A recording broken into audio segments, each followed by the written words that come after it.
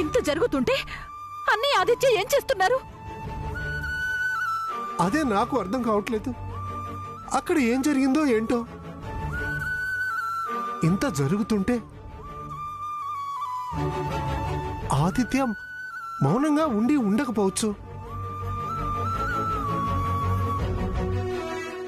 కానీ అక్కడ ఏం గొడవ జరిగిందో, ఏం చేసిందో, తులసిని ఎందుకు పంపించిందో నాకు అసలు అర్థం కావట్లేదు. అర్థం కావడం లేదంటూ మనం ఇక్కడే ఉంటే ఎలా అండి? పదండి, వెళ్ళి అసలేం జరిగిందో, వదిన తులసిని ఇంట్లో నుంచి ఎందుకు బయటకు పంపించేసిందో అడుగుదాం.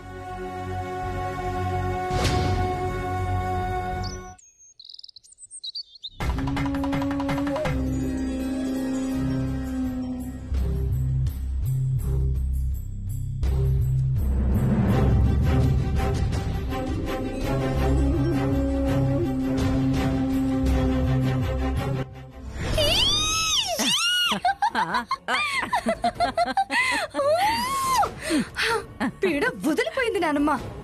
ఇక మనం చక్రం తిప్పే టైం వచ్చింది. చక్రాలు తిప్పాలన్నా బొంగరాలు తిప్పాలన్నా నువ్వు ముందు ఆదిత్యని వసిపరుచుకోవే. దుర్గని గ్రిప్లో పెట్టుకో. వాణ్ణి నువ్వు కొంగున కట్టుకో. నేను దుర్గని మన వైపు తిప్పుతా.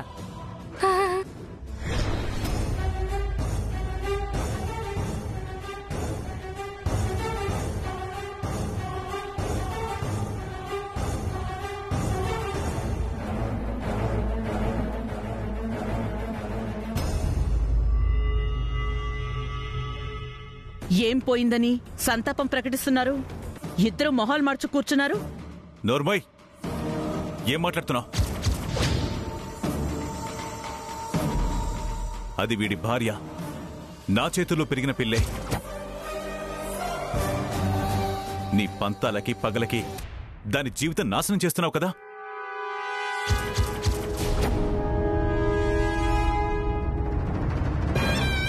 పచ్చగా సాగాల్సిన వీడి సంసారంలో కల్లోలం సృష్టించి వీడికి కన్నీళ్లు మిగులుస్తున్నావు కదా.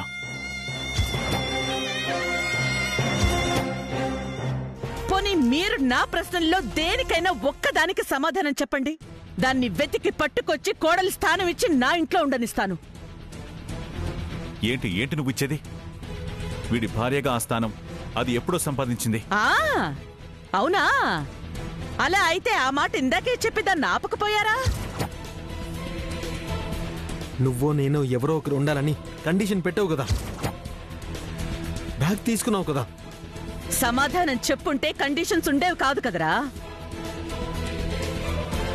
మీ మోసాలు బయటపడేసరికి మీ నోళ్లు మూతలు పడ్డాయి. అయినా మీ తప్పులు కప్పిపుచ్చుకోవడానికి నా మీద నిందలు వేస్తారేరా?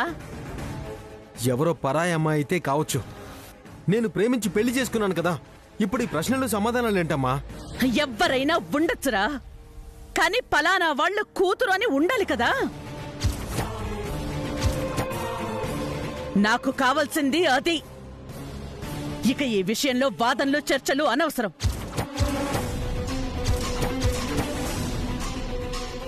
వదినా,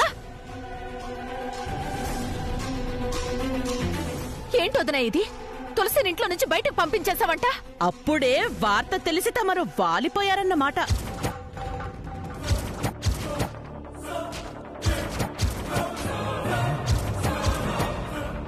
ఎంతైనా మీరు ఒకటి. నేనే పరాయిదాన్నని మీరు మరోసారి రుజువు చేశారు.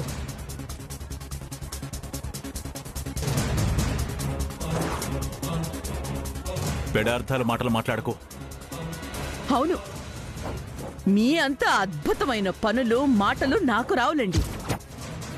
పిచ్చిదాన్ని కదా, అందుకే తాటాకులు కట్టారు. అది కాదు వదినా, ఇంటి కోడల్ని అలా పంపించేయడం తప్పు కదా వదినా. అవును దుర్గమ్మ, అదేమైపోతుందో చెప్పు. దాని బతికేం కావాలి? దాని జీవితం నాశనం చేస్తావా? పాపం తగులుతుంది దుర్గమ్మ. ఏంటి సలహా ఇస్తున్నావా? సూచనలిస్తున్నావా? శపిస్తున్నావా? లేకపోతే బెదిరిస్తున్నారా? భయపెడుతున్నారా?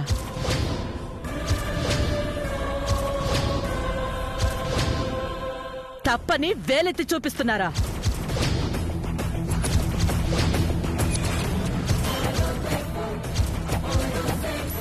బుద్ధి తక్కువ పనులు చేసే మీరు సిద్ధులా, యోగులా, గురువులా నాకు నీతులు చెప్పడానికి?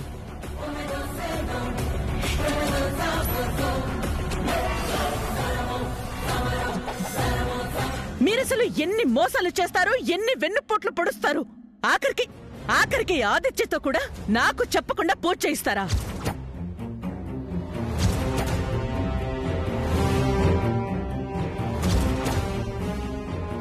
మీరు నన్నొచ్చి అడిగేవాళ్ళా? నేను మీకు సమాధానం చెప్పాల్సిన అవసరమే లేదు. వెళ్ళండి బయటికి. ఇవన్నీ కారణాలుగా చూపించి కోడల్ని ఇంట్లో నుంచి తరిమేస్తావా? ప్రియా, తరిమేశానన్న మాట అంటే మర్యాదగా ఉండదు.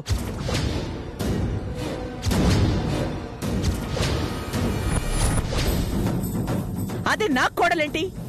అసలు దానికి నా కోడలయ్యే అర్హత ఎక్కడి నుంచి వస్తుంది? ఏ తాళి చూపించగానే హక్కులు వచ్చేస్తాయా?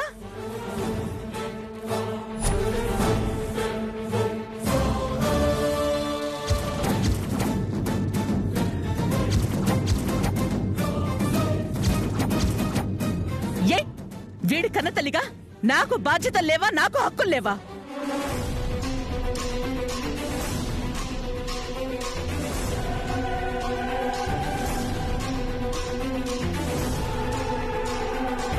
ఎంత కన్న తల్లికైనా కొడుకు భార్యని ఇంట్లో నుంచి పంపించే హక్కుంటుందా? అలా అడుగు మావయ్య. అబ్బా బావుందిరా. అబ్బా కొడుకులిద్దరూ ఏకమయ్యి అడ్డమైన వాళ్ళని నా మీద కుసుగొలుపుతున్నారా?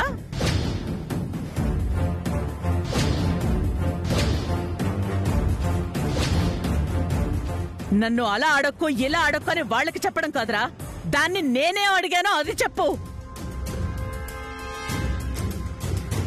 వాడు చెప్పడం దేనికి?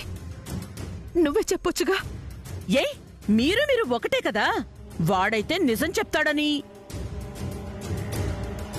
పర్వాలేదు, నువ్వు చెప్పు దుర్గమ్మ. చూడండి, వీణ్ణి పెళ్లి చేసుకున్నంత మాత్రాన ఒక అనాథ అందరూ ఉన్నదైపోదు.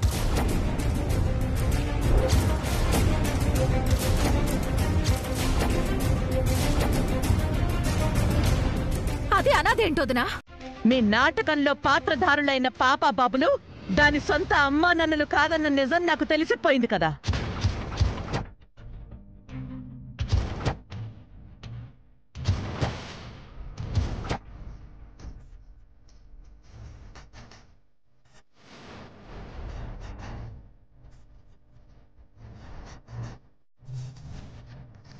మీరు దాన్ని దేవుడి ప్రసాదం అనుకున్నా, నేను మాత్రం పాపిష్ట సంతానం అని అంటున్నా.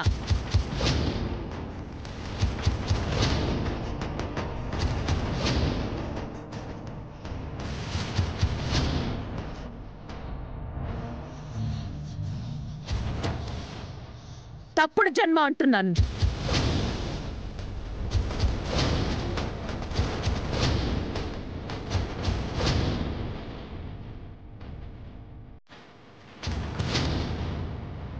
నష్టజాతకురాలని వదిలేసిన శాల్తీ అనుకుంటున్నాను, లేదా అక్రమ సంతాత్మదినా?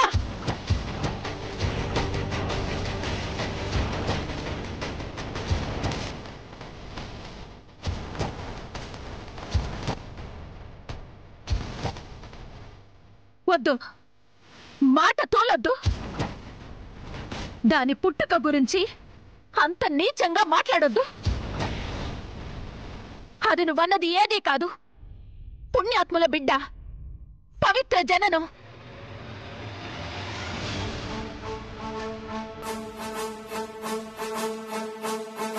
దాని అమ్మా నాన్నల గురించి తప్పుగా ఒక్క మాట మాట్లాడినా సహించను.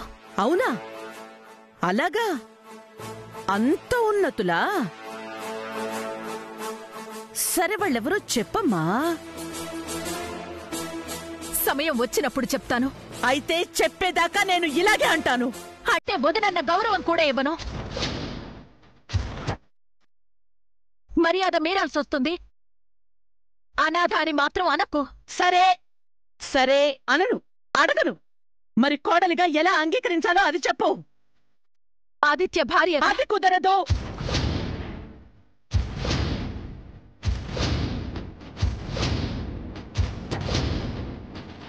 మీరన్నట్టు మీ మీద నమ్మకంతో దాని జన్మ రహస్యాన్ని నేను అడక్కపోయినా దాని కన్నవాళ్లు గొప్పవాళ్లు అన్న నీ మాట నేను విశ్వసించినా దాన్ని ఎలా ఎవరి తాలూకు అని నేను జనానికి చెప్పుకొని తిరగాలి? చెప్పు.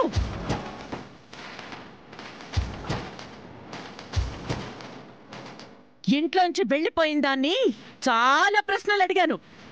వాటిలో ఏ ఒక్క ప్రశ్న కూడా అది సమాధానమే చెప్పలేదు. అరే వీళ్ళు కూడా చెప్పలేదు.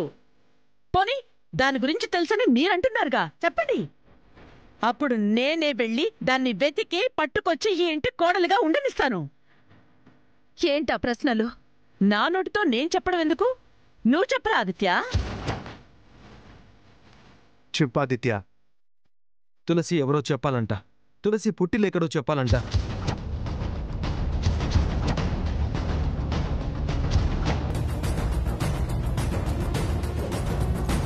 చూడండి, నేను వంశానికి వంశ ప్రతిష్టకి ఎంత విలువిస్తానో మీకు తెలుసు. ఎవ్వరైనా ఉండొచ్చురా, కానీ పలానా వాళ్ళు కూతురు అని ఉండాలి కదా. రేపటి ఈ వంశ గౌరవం కోసమే నా తపన, నా ఆరాటం.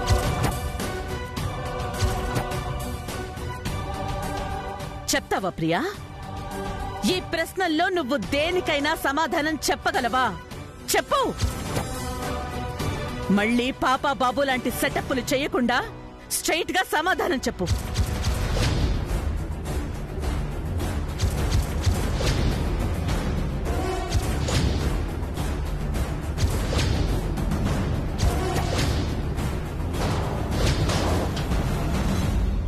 నీ దగ్గర సమాధానం లేకపోతే దానికి ఇంట్లో చోటు లేదు.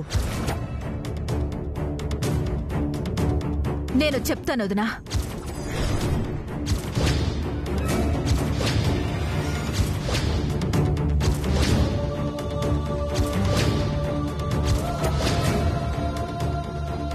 చెప్తావా? చెప్తావా ప్రియా? చెప్పు చెప్పు చెప్పు. నాకు 24 గంటలు సమయం కావాలి.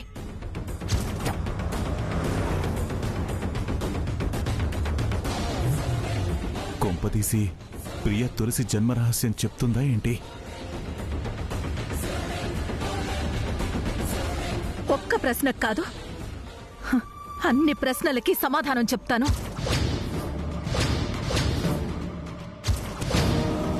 తులసి తల్లిదండ్రులు ఎవరో తెలిసేలా చేస్తాను.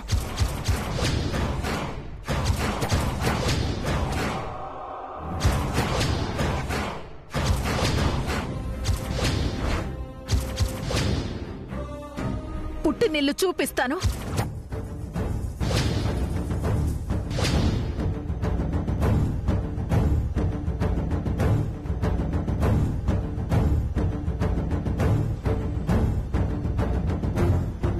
పసుపు కుంకాలు ఎవరు పెడతారో తేలుస్తాను.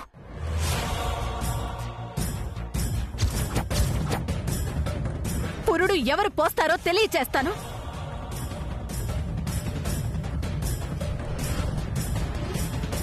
మళ్ళీ నువ్వు దాన్ని ఈ జన్మలో అనాథ అని అనకుండా చేస్తాను. ఎవరు నిన్ను ప్రశ్నించినా నువ్వు గర్వంగా సమాధానం చెప్పగలిగేలా తల ఎత్తుకుని తిరిగేలా చేస్తాను. అటు 7 తరాలు ఇటు 7 తరాలు చెప్పుకునే స్థితిని నీకు కల్పిస్తాను.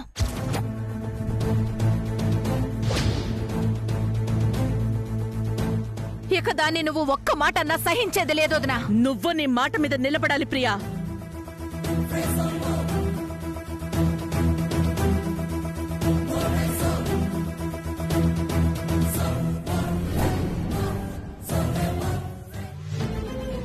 మాట మీద నిలబడు ప్రియా. నేను తలెత్తుకొని తిరగలిగే సమాధానం చెప్పు చాలు.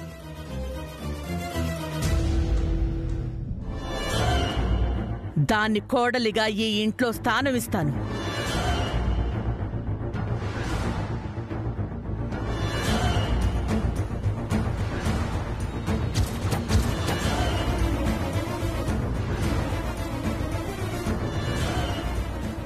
చూడు, మాయ చెయ్యాలని చూసినా మాట మార్చినా ఈ ఇంటికొచ్చే అవకాశాన్ని మీరు కోల్పోతారు.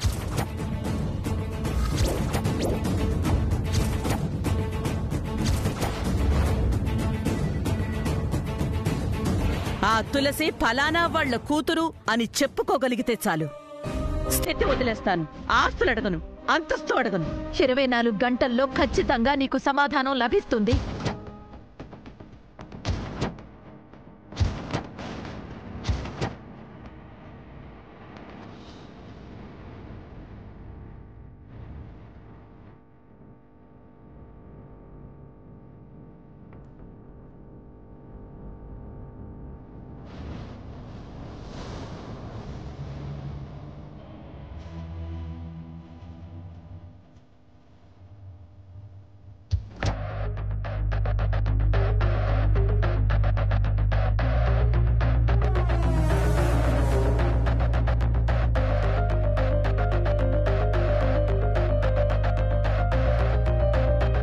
ఎక్కడికి వెళ్ళిపోయిందండి? ప్రియా, నువ్వు అటు వెళ్ళి వెతుకు, నేను ఇటు వెళ్ళి వెతుకుతాను.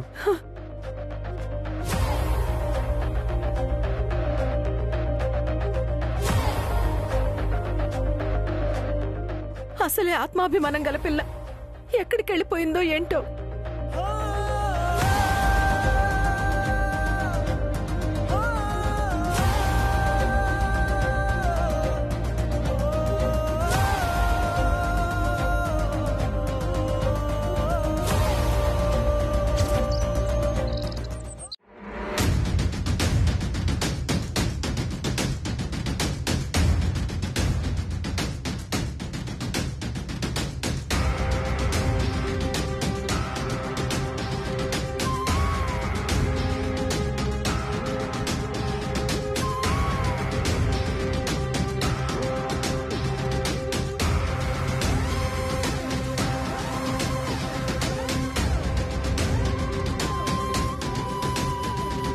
రామ్మా.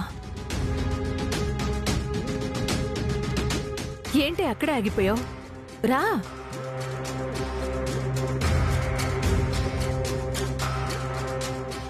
ప్రియా, నన్ను ఇక్కడికి ఎందుకు తీసుకొచ్చారు? ఏం మాటలే అవి? ఇక్కడికి ఎందుకు తీసుకొచ్చారంటావేంటి? నేను ఉండాల్సింది అత్తింట్లో కదా. కానీ ఆవిడ నేను అనాథనని, ఆ ఇంట్లో కోడలుగా ఉండే అర్హత నాకు లేదు అని, నా అన్న వాళ్ళు నాకెవ్వరూ లేరు అని నన్ను ఇంట్లో నుండి బయటికి పంపించేసింది. అలాంటిది నన్ను మీ ఇంటికి ఎందుకు తీసుకొచ్చారు?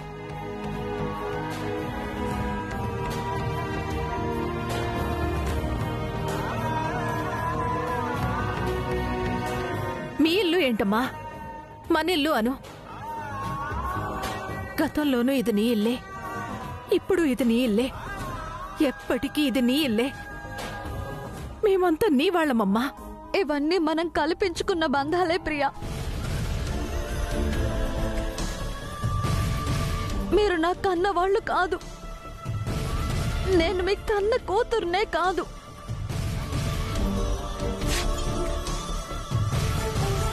ఈ ఇంటికి నాకు ఎలాంటి సంబంధం లేనప్పుడు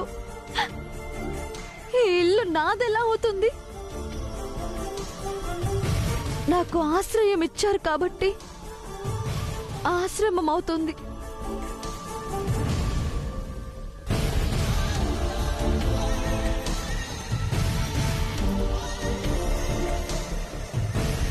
అమ్మ నన్నలాగా ప్రేమగా పెంచారు,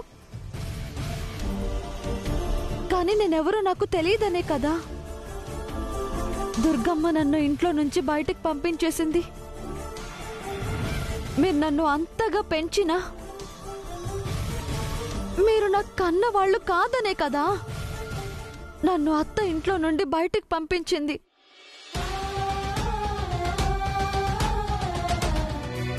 ఆవిడ నన్ను కోడలిగా అంగీకరిస్తుందా? ఆవిడన్నట్టు నేను అనాథని, నాకు ఎవరూ లేరు.